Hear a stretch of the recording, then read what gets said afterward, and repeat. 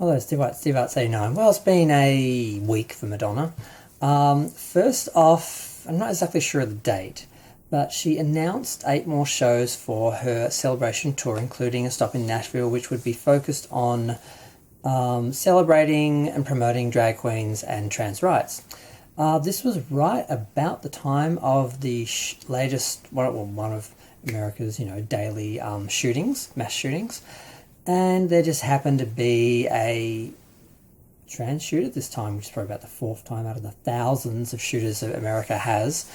And people made a big stink about it because Madonna was raising money for trans people, and they were trying to portray trans people as the villains here, and somehow more responsible than all the other thousands of straight, white, male shooters, mass shooters in America. Somehow this trans woman was supposed to be more, apparently more of an issue.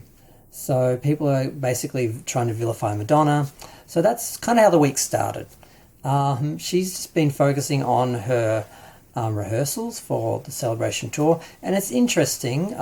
She had a little video, she called it week 1, I think, and they used Burning Up from Pre-Madonna, Stephen Bray's release from 1997, which is an interesting version, just while she's doing stuff. And it's very dark, a lot of black. You see the actors in that, the dancers, they're wearing like robes, and it's kind of interesting. There was a report that there was supposed to be pictures of her watching her first performance of Everybody. And the idea that she may start the show off and the show may run chronologically, I've seen set lists, and who knows if any of these are real, but it does imply that there's going to be a chronology, and that the first song is going to be like Everybody, and it's going to be some sort of recreation of the original performance, which is a very simple performance. So it will be an interesting way to start off the whole concert, which is going to be a giant spectacle, and hopefully something to rival Taylor Swift's latest concert, although I find it a bit bland, the staging and everything, but they do seem to put the money into the production. So hopefully she hasn't just given in and just isn't just doing her own thing, is actually trying to compete on that level. But the idea that it would start off from such simple sort of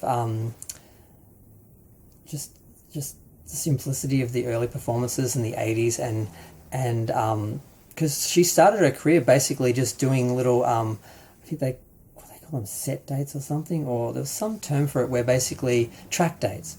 Basically, she would just go from live shows to morning shows to clubs, and just take her tracks and just mime along with them and sing along with them and just show what she had and just promote herself that way. That's how she got a lot of attention for the first couple of singles, and because the first couple of singles did well, she got the album.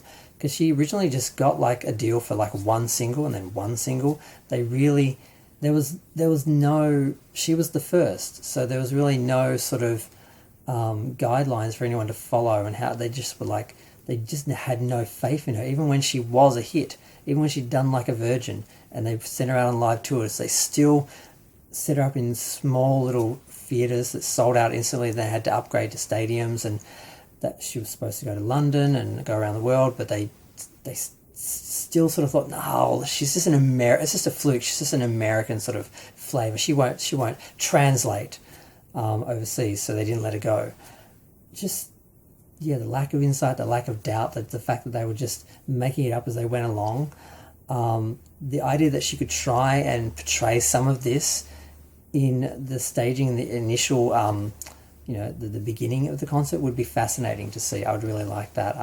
Not that I'm going to see this concert, because it's not going to be coming to Australia, and I won't be going out anyway, because, I'm not going to go stand in a crowd of thousands of people and get shoved and pushed and squished up against people like sardines, as they, try to inch closer to her and worship her as they do, and try and feed from her light as the fans do, like the obsessed, scary ones. Not me. I just wave and,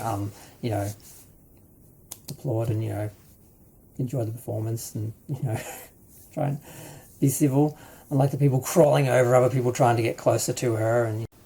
And also this week, Seymore Stein died, and Madonna did quite a touching tribute to him, telling the story of how the famous story of how she made a DJ play her music, and then you know, she was taken to Seymore in his hospital bed being treated for heart ailment, and that he signed her there, and that she felt he was the first person who saw her and saw her talent, saw her potential. So that was quite touching. And I didn't realise he was in the Deeper and Deeper video. I sort of recognised that guy. I didn't know it was him though. So, you know, R.I.P. Seymore.